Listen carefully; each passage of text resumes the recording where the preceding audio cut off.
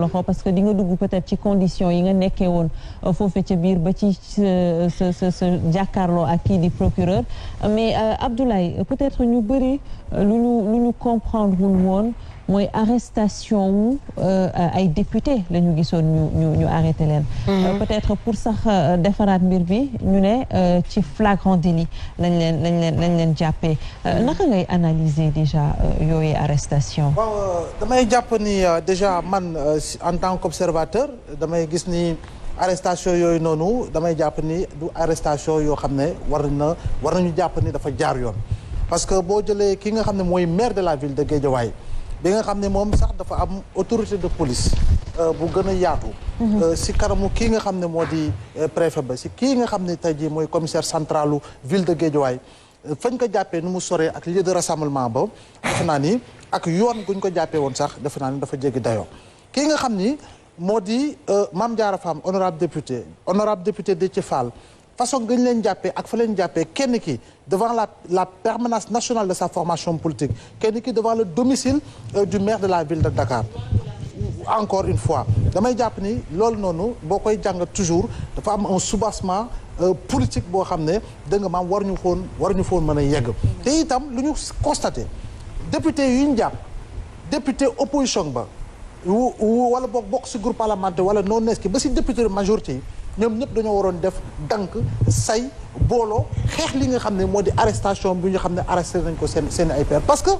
il ne faudrait pas que l'on essaie de désacraliser je dis bien que l'on essaie de désacraliser la fonction de député doublée de l'unité parlementaire bi nga xam ni mooy marlaanu kirlaay bi nga xam ni dafa yaatu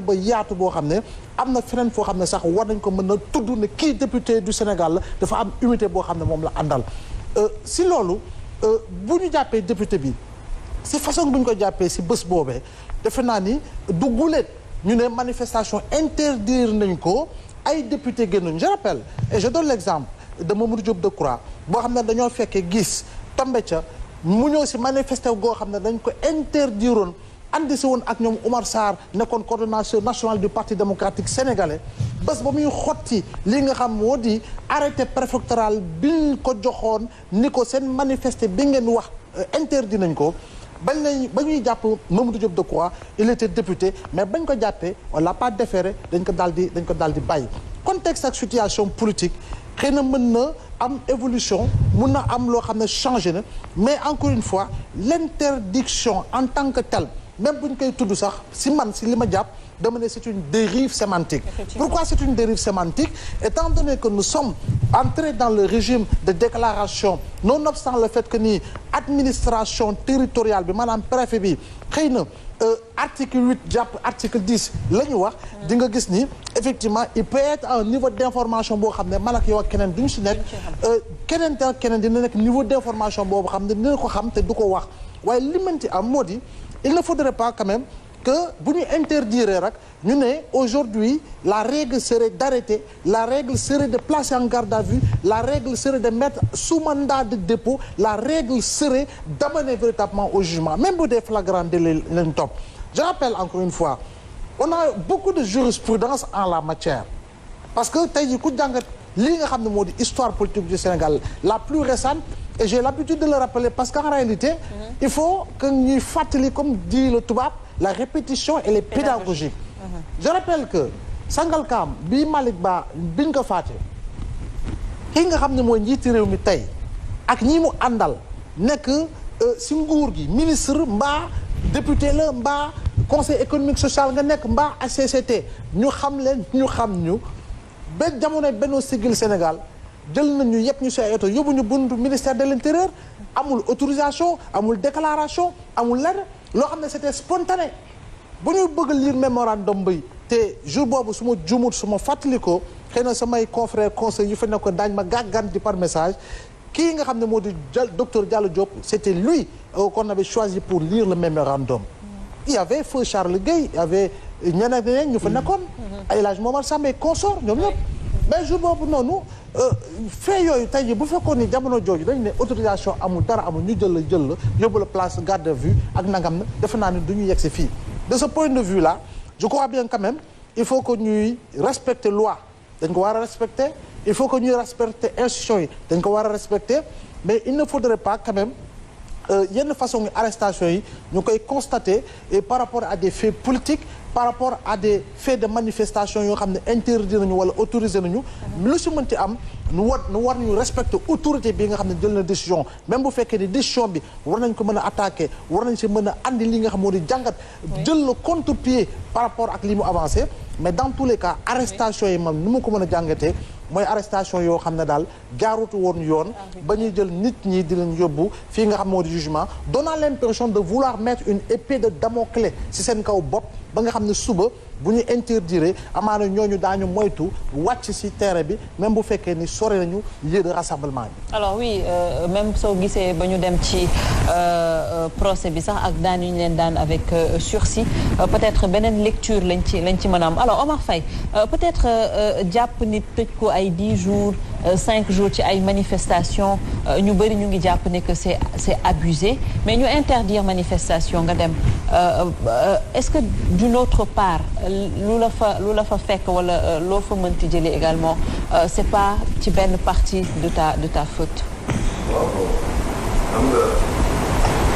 amul lenn ñun si lu ñuy sukkandiku parce que droit aussi du wax rek acte la ñu nit di poser c'est à partir de ces actes si ngay waxee lii da ngay jël telle décision wala doo jël telle décision wala dama koy tuumaal lii wala du ma ko tuumaal lii bi Ahmed Aïdara di jógee këram di dem est-ce que ba muy dem dana damay dem si manifestation par la force waa wala déet amul lenn ci li ñu mën a sukkandiku lu jàpp ne kii dafa jóge këram pour dem si place de l'Obélisque Mame Diarra Fam mii dégg nga ko léegi li mu wax damaa jóge pour seeti ko parce que dañu empêcher Barthélémy Dias mu génn xam nga nit boo koy empêcher mu génn dafa am foo koy teg et pourtant empêché nañ ko mu bañ a génn Sonko empêché nañ ko mu bañ a génn këram mais yooyu waxuñu ko mais ki nga xamante nii ne kii en dehors de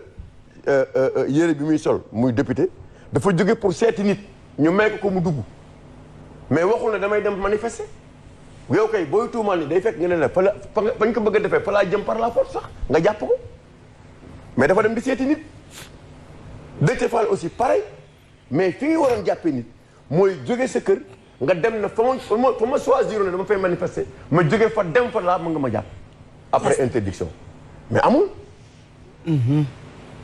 foofu laa doon mën a concevoir sax nga ne kii kat intention mu doon jóge fii mu dem foofu mais boo leen jàppee sur cette base nga ñëw yóbbu leen garde à vue placer leen loolu nag c'est du zèle dafa ëpp c'est trop ça ce qui a été fait c'est trop il faut le dire yooyu c'est à éviter ñuy tout le bon c'est anormal ce qui a été fait autant fii ku fi def loo xamante ni ne waroo ko def dañuy taxaw gis na yow kat écoute li nga def ni waroo ko def parce que normal nga du ko def mais ay nit di def loolu nga ñëw jël leen yóbbu leen ça c'est trop te aussi prison du caaxaan waaye foo de dafa am mythe aussi dañuy wax li ñuy wax mythe ci administration ñu wax mythe Omar may da nga ne prison du ay caaxaan Mame Diarra nga ne du ay foo de du ay fo du ay foo de c'est-à-dire prison boo jëlee nit yóbbu ko fa rek dafa war a doon lu am solo c'est que Macky Sall moo xamul prison xamuñu prison quoi moom miy tëjlu xamul prison Omar prison c'est à éviter xamul prison te dañuy dem ba benn moment léegi prison bi waaw ba pare dañuy dem ba benn moment au-delà de l'homme politique dafa dem ba léegi dañ ko ñàkkal fayda da ngay gis nit sax léegi ñu jàpp ko bu ne xaaral ma dem noppalu ko ci tuuti et c'est ça c'est un danger c'est un danger da ngay dem léegi di jàpp nit sax day kontaan pour nga yóbbu ko ne la xaaral ma dem noppalu ko ji repos la su ma reposé ba si yàgg dellu si waat et là c'est dangereux léegi mythe boobu amoon sax ci prison nga daan romb sax di xool rëbës di làqatu sax léegi amatul da nga naan fii mooy rëbës amatul benn mythe amul mythe amatul benn mythe bu am foofu parce que nit ñuy tëjee la da ngay jékki-jékki dafa dara ñu jël la yóbbu la maintenant cette forme d'intimidation ça il faut l'éviter c'est pas bon dans un pays l'état de droit te man le passage de l'opposition au pouvoir jaaxal na ma man damay gis quand on est dans l'opposition les prises de position ni ngay dénoncer yenn actes yi ni ngay dénoncer yenn yi mais une fois au pouvoir nga mën yow yaa doon wax lii dem